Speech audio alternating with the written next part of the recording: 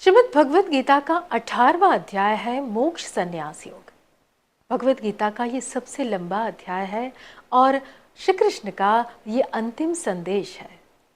इस अध्याय की शुरुआत अर्जुन द्वारा भगवान श्री कृष्ण को वेदांत की दो सबसे महत्वपूर्ण अवधारणाएं संन्यास त्याग और त्याग त्याग की सटीक परिभाषाएं पूछने से होती है।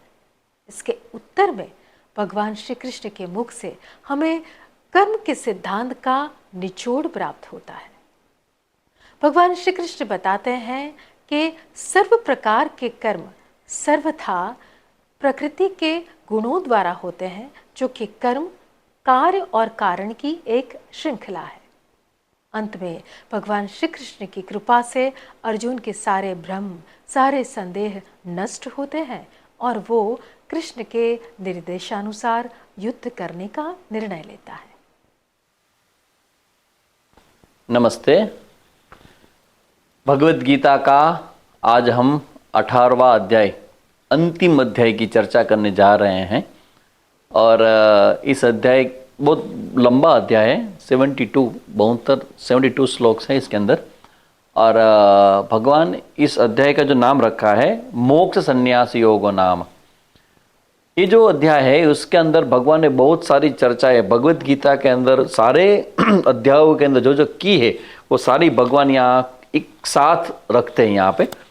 और सबसे पहले भगवान यहाँ 5वें श्लोक में जो बताते हैं यज्ञ दान तपः कर्म न त्याज्यम कार्यमेव तत्। भगवान कहते हैं कि त्याग की बात चर्चा यहाँ शुरू करते हैं। भगवान अर्जुन को बताते हैं कि त्याग भी कैसा कैसा होता है मैं तेरे को बताता हूं। तो वहां पे भगवान कहते हैं कि ये कभी भी त्याग नहीं करना चाहिए। यज्ञ दान और तप, यज्ञो दानम तपश्चैव पावनानि मनीषिणाम। इवन जो विवेकी लोग हैं, जो सज्जन लोग हैं, जो सोचने वाले ज्ञानी लोग हैं, उनको भी ये 3 कर्म जो होते हैं यज्ञ दान और 3 तप, ये करने से वो भी पावन होते हैं। किसी भी मनुष्य को अपने जीवन के अंदर सदैव करना चाहिए। यज्ञ का अर्थ होता है जो सुबह सुबह हम लोग यज्ञ में आहुति जो देते हैं, किसी भी मंत्र में श्रद्धा हो, 5 आहुति 10 आहुति जो भी मंत्र में श्रद्धा हो वो आप दे सकते हो। उसके बाद जो दान होता है, दान का मतलब होता है जो भी इनकम आपकी होती है उनमें से 10% का जो परसेंटेज है उतना इनकम आपको अच्छे कार्यों में आपको देना चाहिए। समाज के कार्य में ज्ञान यज्ञ हो रहा है, कई बच्चों के लिए प्रवृत्ति हो रही है, कई वानप्रस्थियों के लिए कुछ हो रहा है, तो समाज के लिए 10% हमें दान देना है। और तप का मतलब होता है हमारे जीवन में जो भी हमारा जीवन है वहां पे अनकंफर्टेबल सिचुएशन में भी अपना स्वधर्म स्वकर्तव्य को करते रहने की मानसिक उनको हम तप कहते हैं। फिर भगवान कहते हैं संगम त्यक्त्वा फलानि च। ये जो जितने भी कर्म आप कर रहे हो उनके अंदर उनका जो फल है, कर्म का जो फल है, उनकी आसक्ति, उनका जो आग्रह है वो छोड़कर ही हमें कर्म करना चाहिए। और कर्म कर्तव्य के बारे में भगवान यहाँ पे 7वें श्लोक में जो कहते हैं नियतस्य तु संन्यास कर्मणो नोपपद्यते। नियत कर्म का संन्यास का मतलब त्याग कभी भी नहीं करना चाहिए। स्वधर्म में निधनम श्रेय, बार बार भगवत गीता अपना जो स्वधर्म है स्वकर्म है उनके बारे में बताते रहते हैं। यहां पर भी भगवान कहते हैं कि हमारा नियत कर्म का मतलब जैसे आप पिता के रूप में हो, पति के रूप में हो, मित्र के रूप में हो, पत्नी के रूप में हो, माँ के रूप में हो, बहन के रूप में हो, बच्चों के रूप में हो, जिस भी रूप में जिस भी भूमिका में आप अपना जीवन जी रहे हो तो वो सारी भूमिकाओं का जो ऑर्डर है उनको कभी हमें त्याग नहीं करना चाहिए। फिर भगवान आगे कहते हैं कार्यमित्येव यत् कर्म नियतम क्रियते अर्जुन संगम त्यक्त्वा फलम चैव। बार बार भगवान कहते हैं कि तू कर्म कर, अपना नियत कर्म कर, मगर जो फल है उनका आग्रह न रख, उनकी आसक्ति न रख। हाँ, प्लान कर सकते हैं कि इतना करेंगे तो इतना मिलेगा, मगर करने के बाद अगर नहीं भी मिलता है तो कंप्लेन भी नहीं करना है और हमें भयभीत भी नहीं होना है। जो रिजल्ट मिलता है उस रिजल्ट को भगवान का प्रसाद मानकर हमें उनको स्वीकार करना चाहिए। इस प्रकार भगवान ये सारी बात करते हैं। और फिर भगवान कहते हैं कि 3 प्रकार के कर्ता होते हैं। हम जो कर्म करते हैं ना, तो कर्ता की भी चर्चा भगवान कहते हैं कि उनमें भी सात्विक, राजसिक और तामसिक कर्ता होते हैं। तो सात्विक कर्ता कौन है? सिद्ध्य सिद्ध्यो निर्विकार कर्ता सात्विक उच्यते, जिसको बोलते हैं स्ट्रेस मैनेजमेंट। कोई भी कर्म करे उनका दबाण न हो, उनका हमारे जन्म भय न हो, और स्वस्थता के साथ करे। तो कौन कर्ता सात्विक है? सिद्धि और असिद्धि में निर्विकार रहे। हम सक्सेस भी हो जाए या फेलियर भी हो जाए, हमें जो करना है वो हम करें, दैट्स ऑल। भगवान बोलते हैं कि ऐसा कोई व्यक्ति कर्म करता है कि जिसका जो कर्म होता है वो कर्म अपने फल के प्रभाव से मुक्त होकर करता है। उनका फल जो भी आए, जैसा भी आए, मेरा जो स्वभाव है, मेरा जो कर्म है, मेरी जो भूमिका है, मेरा जो धर्म है, बस वो मैं करूंगा, और जो भी रिजल्ट आएगा, फल आएगा, उनको मैं स्वीकार करूंगा। तो बोलते हैं कि उसको सात्विक कर्ता बोलते हैं। फिर राजसिक कर्ता कौन है? हर्ष शोकान्वितक करता राजस परिकीर्तितः, हर्ष में आ जाए, अरे वाह वाह क्या बात है, ऐसे बहुत अगर आनंद में आ जाता है कोई व्यक्ति, नाचने लगता है, गाने लगता है, तो भगवान कहता है व्यक्ति जितना वो हर्ष में आएगा ना, वो इतना ही डाउन होगा जब नेगेटिव रिजल्ट आएगा। तो राजसिक करता है जो हर्ष शोक में आ जाता है। और तीसरा होता है तामसिक। तामसिक करता भी होता है, हाँ होता है। किसको बोलते हैं? विषादी दीर्घ सूत्री च, आज नहीं कल करेंगे, कल नहीं परसों करेंगे, इसको दीर्घ सूत्री बोलते हैं। कि उसको बोलता है कि आज करने वाला जो काम है वो उसको डिले करता है। तो भगवान कहते हैं कि ऐसा जो कर्म है इनको हम कर्ता जो है इसको हम तामसिक कहते हैं। इसके बाद भगवान सुख की भी 3 व्याख्या करते हैं, सात्विक, राजसिक और तामसिक। सात्विक का मतलब वो जो श्रेष्ठ होता है वो। तो कौन सा सुख सात्विक है? तद अग्रे विषमीव, शुरू करने में वो विष के समान है, यानी कि डिफिकल्ट लगता है, मगर परिणाम में अमृतोपमम, रिजल्ट में वो बहुत अच्छा होता है। जैसे मॉर्निंग वॉक, सुबह में जल्दी जल्दी उठना, क्या वो इजी है? नहीं है। जो व्यक्ति 8 बजे उठने वाला हो, 9 बजे उठने, उनको बोलो 6 बजे उठना है, बहुत मुश्किल हो जाता है। विषमीव, डिफिकल्ट है, मगर वो करो। डिफिकल्ट है तो क्या हो गया? प्रयत्न करते रहो, प्रयत्न करते हो, रोज उठने का प्रयत्न करते करते करते एक दिन आप अपना स्वभाव बना लोगे।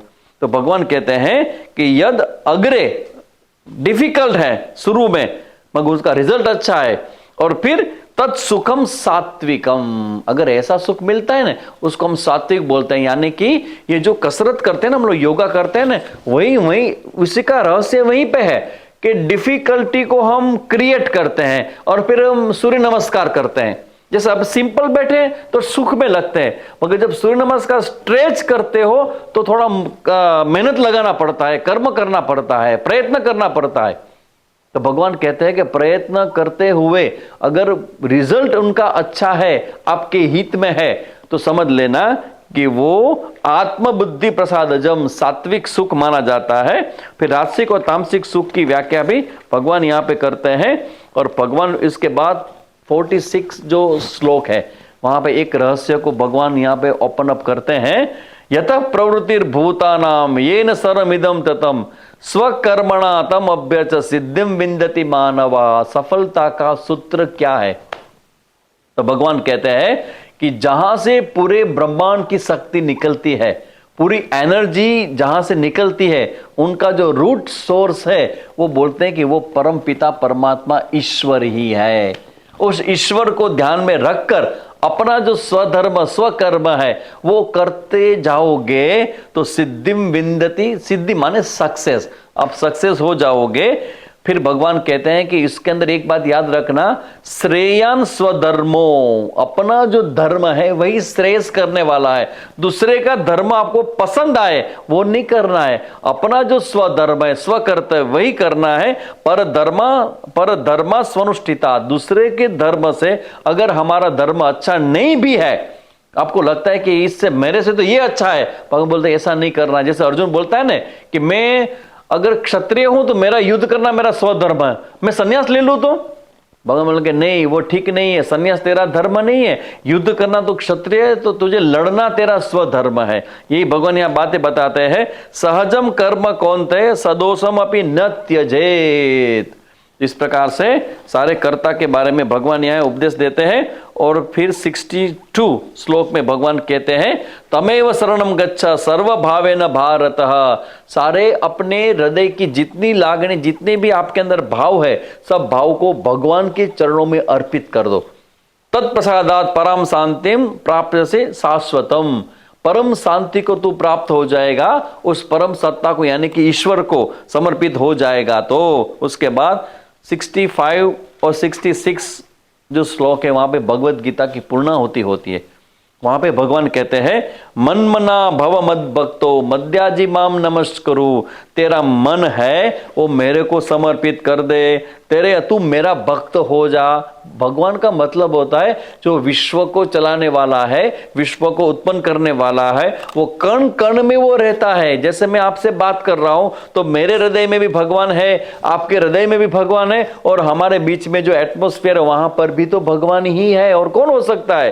तो इस प्रकार से भगवान बोलते हैं कि तू सब कुछ छोड़कर मुझे समर्पित कर हो जा।